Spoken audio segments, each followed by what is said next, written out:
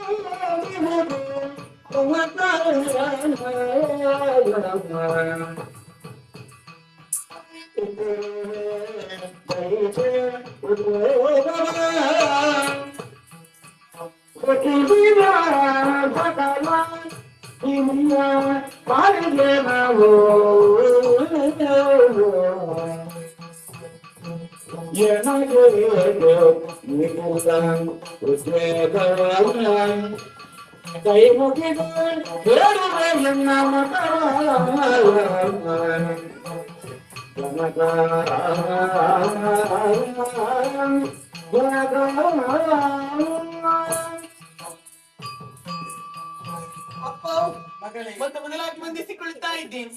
ಚತುರ್ವಿಧವಾದಂತಹ ಸೃಷ್ಟಿ ನಿನ್ನದು. ಆದ್ರೆ ಇದು ಯಾವುದೇ ರೀತಿಯ ಸೃಷ್ಟಿಯನ್ನು ಮಾಡಿದವನು ನೀನಲ್ಲ. ಯಾಗವನ್ನು ಮಾಡುವ ತನ್ಮೂಲಕವಾಗಿ ನನ್ನನ್ನು ಪಡೆದುಕೊಂಡವರು ನೀವಿದ್ದೀರಾ.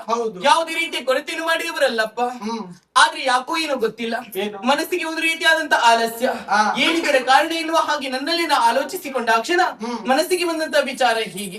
ದಿನ 184 ಲಕ್ಷ ಜೀವರಾಶಿಗಳನ್ನು ಸೃಜಿಸುವವರು ನೀವು. ಸೃಜಿಸಿದಂತಹ ಜೀವಿಗಳಿಗೆ ಒಂದಲ್ಲ ಒಂದು ರೀತಿಯ ಉದ್ಯೋಗವನ್ನು ಕರುಣಿಸುತ್ತೀರಾ. ಪ್ರೀತಿಯ ಮಗಳು ನಾನು. ಯಾವುದೇ ರೀತಿಯ ಉದ್ಯೋಗವನ್ನು ನೀಡಿದವರಲ್ಲ. ಘನತರವಾದಂತಹ ಕಾರ್ಯವನ್ನಿತ್ತು ನಿಮ್ಮ ಮಗಳನ್ನು ಪರೀಬೇಕಪ್ಪ. ನೀನೇನು ಚಿಂತಿಸುವುದು ಬೇಡ. ನೀನು ಬ್ರಹ್ಮಣ ಮಗಳು.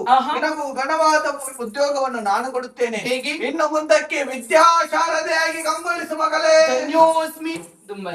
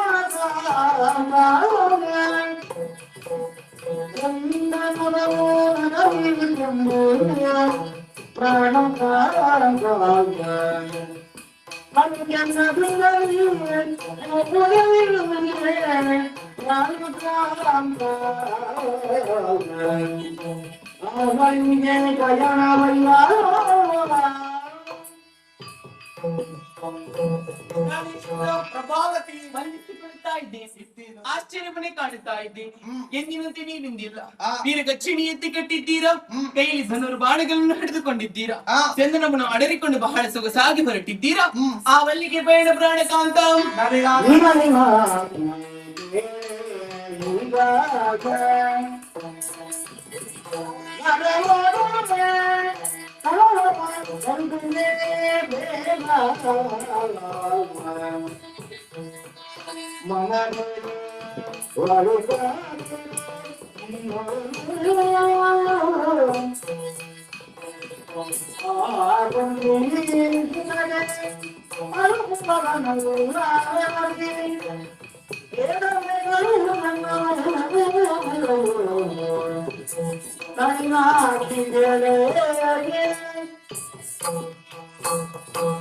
ಪ್ರಭಾವತಿ ನಮ್ಮದೇ ಆದಂತಹ ಚಂಪಕ ನಗರಕ್ಕೆ ಹಸ್ತಿನಾಪುರದಿಂದ ಪೂಜಿಸಿ ಬಿಟ್ಟಂತ ಪಾಂಡವರ ಯಾಗದ ತುರಗ ಬಂದಿದೆ. ಸರಿ. ಈ ತುರಗದ ಬೆಂಗಾವಲಿಗನಾಗಿ ಪಾರ್ಥನೆ ಬಂದಿದ್ದಾನೆ.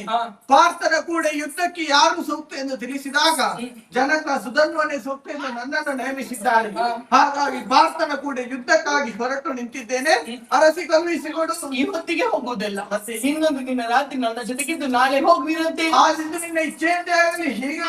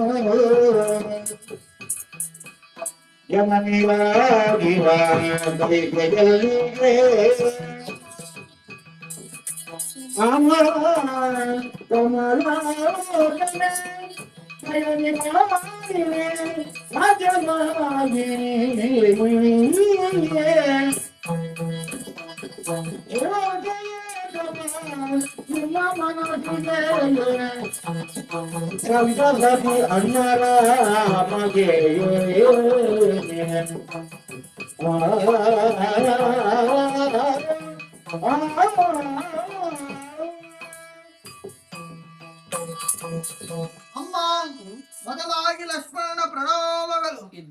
ಅಯೋಧ್ಯೆ ಸಂಭ್ರಮದಲ್ಲಿತ್ತು. ಅಣ್ಣನಿಗೆ ಪಟ್ಟಾಭಿಷೇಕ. ಎಲ್ಲ ರಾಜರುಗಳು ಬಂದು ನೆರೆದಿದ್ರು. ಈ ಸಮಯದಲ್ಲಿ ಕೈಕ ಮಾತೆಯಾದಂತ ನಿಮ್ಮ ಉಪಸ್ಥಿತ ಅಲ್ಲಿ ಕಾಣಲಿಲ್ಲ. ಹಾಗಾಗಿ ನಿಮ್ಮನ್ನು ಕರೆದುಕೊಂಡು ಹೋಗುವುದಕ್ಕೆ ಲಕ್ಷ್ಮಣ ಬಂದಿದ್ದೇನೆ. ನನ್ನ ಜೊತೆ ಬನ್ನಿ ಚಿಕ್ಕಮ್ಮ. ಲಕ್ಷ್ಮಣ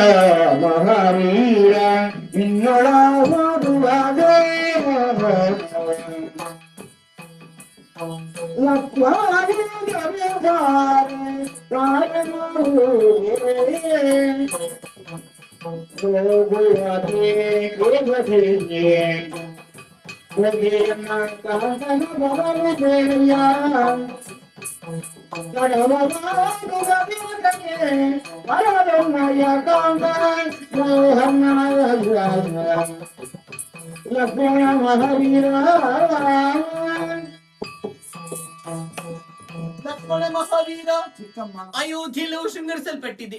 ಕಾರಣ ರಾಮನ ಪಟ್ಟಾಭಿಷೇಕ. ಎಲ್ಲರೂ ಬಂದು ಸೇರಿರುವಾಗ ನಾ ಬಾರದಿರುವುದಕ್ಕೆ ಕಾರಣ ಉಂಟು. ಕರೆದುಕೊಂಡು ಹೋಗುವುದಕ್ಕಾಗಿ ಬರಬೇಕಾದವನು ನೀನಲ್ಲ. ಬರುವವರೇ ಬಂದರು ಎಂತಾಗಿದ್ದಲ್ಲಿ, ಕೇಳುವವರೇ ಕೇಳಿದ್ರು ಎಂತಾಗಿದ್ದಲ್ಲಿ, ಇಲ್ಲಿರುವಂತಹ ಸಕಲ ವಿಚಾರವನ್ನು ಹೇಳುತ್ತೇನೆ. ಅಯೋಧ್ಯೆಯ ಅಧಿಪತಿ ನನ್ನ ಗಂಡನಾದಂತಹ ದಶರಥ ಚಕ್ರವರ್ತಿಗಳು ಬರಬೇಕು. ಬರುವಂತೆ ಹೇಳು. ನಿಮ್ಮ ಇಚ್ಛೆಯಂತೆ ಆಗಲಿ.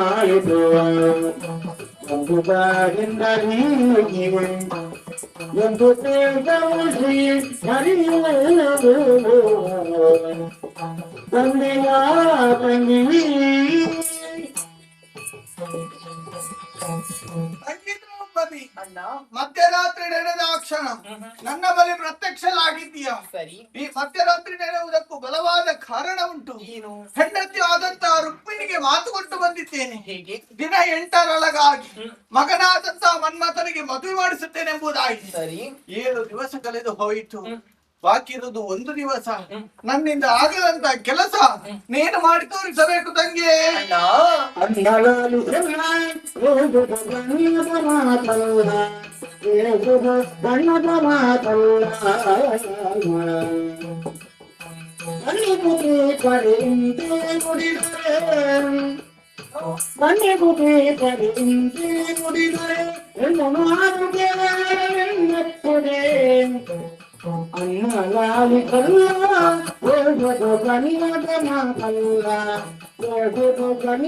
ಮಾತಲ್ಲ ಅನ್ನ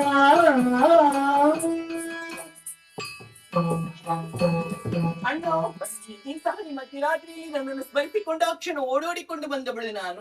ಬಂದು ನಿಂತ ಈ ಕ್ಷಣ ನೀನ್ ಆಡಿದಂತ ಮಾತುಗಳನ್ನು ಕೇಳಿದ ಆ ಕ್ಷಣ ನಗಬೇಕು ಅಳ್ಬೇಕು ಒಂದು ಅರ್ಥವಾಗುವುದಿಲ್ಲ. ಲೋಕದ ದೇವರ ದೇವ ಎಂದೆನಿಸಿಕೊಂಡವನು ನೀನು. ಸಂಕಲ್ಪ ಮಾತ್ರದಲ್ಲಿ ಹುಡುಗಿನ ಹುಡುಕಬಲ್ಲಂತಹ ಸಾಮರ್ಥ್ಯ ಉಳ್ಳವನು ನೀನಲ್ವೇ? ಅದನ್ನು ಬಿಟ್ಟು ಸಾಮಾನ್ಯ ಹೆಣ್ಣ ಅಂತ ನನ್ನಲ್ಲಿ ಕೇಳಿಕೊಳ್ಳುತ್ತಾ ಇದ್ದೀಯ.